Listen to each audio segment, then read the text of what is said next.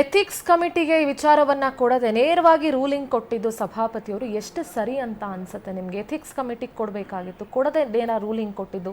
ಯಾಕೆಂದ್ರೆ ಈಗ ಬಿಜೆಪಿಯವರು ಅದನ್ನೇ ಹೇಳ್ತಾ ಇದ್ದಾರೆ, ರೂಲಿಂಗ್ ಕೊಟ್ಟ ಮೇಲೆ ಏನಕ್ಕೆ ಬೇಕಿತ್ತು ಅಂತ ಹೇಳಿ. ಇದ್ರ ಬಗ್ಗೆ ಏನು ಹೇಳ್ತೀರಿ ಮೇಡಮ್?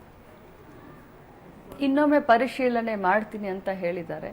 ಖಂಡಿತವಾಗ್ಲೂ ನಾನು ಕೂಡ 2-3 ಜನ ಮಾಜಿ ಸಭಾಪತಿಗಳ ಹತ್ರ ನಾನು ಕೂಡ ಚರ್ಚೆ ಮಾಡಿದ್ದೀನಿ. ನಮ್ಮ ನಾಯಕರುಗಳು ಕೂಡ ಹೇಳಿದ್ದಾರೆ ಸ್ವಲ್ಪ ಅವಸರವಾಗಿ ಮಾಡಿದ್ರು ಅಂತ. ನಾನು ಸಭಾಪತಿಗಳಿಗೆ ನೇರವಾಗಿ ಕೇಳಿದೆ, ನಾವೆಲ್ಲ ಒಳಗಡೆ ಅವರ ಚೇಂಬರ್ನಲ್ಲಿ ಕುತ್ಕೊಂಡಾಗ ನಿನಗೆ ಮಾತನಾಡ್ಲಿಕ್ಕೆ ಅವಕಾಶ ಕೊಡ್ತೀನಿ, ಸಭೆಯಲ್ಲಿ ಇದ್ರ ಬಗ್ಗೆ ಚರ್ಚೆ ಮಾಡ್ಲಿಕ್ಕೆ ಅವಕಾಶ ಕೊಡ್ತೀನಿ ಅಂತ ಹೇಳಿದ್ರಿ ಸಭಾಪತಿಗಳೇ. ತಾವು ಅವಕಾಶ ಕೊಡದೆ ಏಕಾಏಕಿ ಈ ನಿರ್ಧಾರವನ್ನ ಯಾಕೆ ತಗೊಂಡ್ರಿ ಅಂತ ನಾನೇ ನೇರವಾಗಿ ಅವ್ರನ್ನ ದೂರವಾಣಿ ಮುಖಾಂತರ ಕೇಳಿದಾಗ ಇಲ್ಲ ಸ್ವಲ್ಪ ಗದ್ದಲ ಆಗುತ್ತೆ ಅನ್ನೋ ಕಾರಣಕ್ಕೆ ತಗೊಂಡಿದ್ದೀನಿ, ಬಟ್ ನಿಮ್ಮ ಮನವಿ ಏನೇ ಇದ್ರೂ ಕೊಡಿ, ಮರು ಪರಿಶೀಲನೆ ಮಾಡ್ತೀನಿ ಅಂತ ಹೇಳಿದ್ದಾರೆ.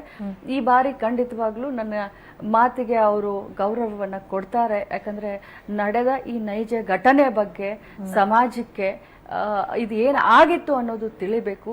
ಯಾಕಂದ್ರೆ ಇದನ್ನ ಸಿಟಿ ರವಿ ಅವರು ಇದನ್ನ ಬೇರೆ ದಿಕ್ಕಿನಲ್ಲಿ ತೆಗೆದುಕೊಂಡು ಹೋಗ್ತಾ ಇದ್ದಾರೆ. ತಮ್ಮ ಸ್ವಾರ್ಥ ರಾಜಕಾರಣಕ್ಕೆ ಇದನ್ನ ವಿಭಿನ್ನ ರೀತಿಯಾಗಿ ಪೋರ್ಟ್ರೇಟ್ ಮಾಡ್ತಾ ಇದ್ದಾರೆ. ವಿಕ್ಟಿಮ್ ಆಗಿರೋದು, ಅನ್ಯಾಯ ಆಗಿರೋದು, ಅಣಿಸ್ಕೊಂಡಿರೋದು ನಾನು, ಅನುಭವಿಸ್ತಾ ಇರೋದು ನಾನು. ಇದರಲ್ಲಿ ಈ ಕಾವ್ನಲ್ಲಿ, ಈ ಬೆಂಕಿಯಲ್ಲಿ ಕೈ ಕಾಸ್ಕೊಳ್ಳೋಕೆ ಸಿಟಿ ರವಿ ಅವರು ಹೊರಟಿದ್ದಾರೆ.